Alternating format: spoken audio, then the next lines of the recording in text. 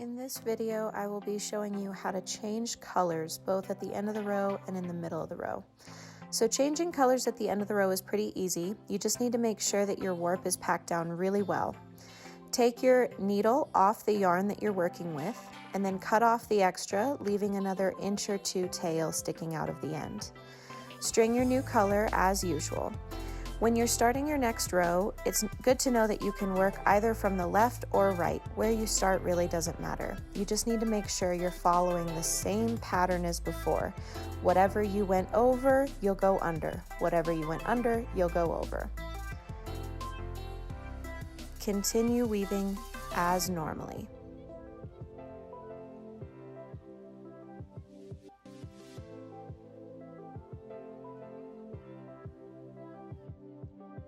You may have a need to change color in the middle of the row.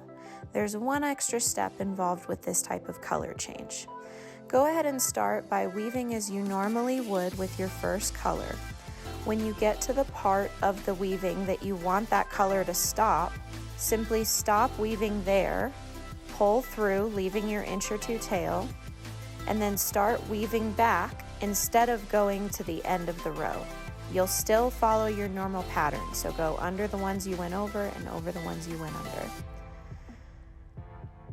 Continue weaving until your color has reached the height you want it to be. Make sure you leave another inch or two tail sticking out at the end of your weaving.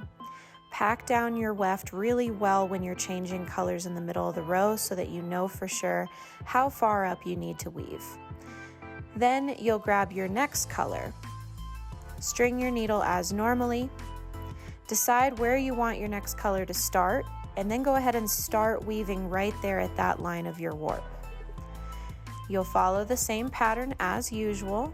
Check the row underneath if you are unsure of where you're at.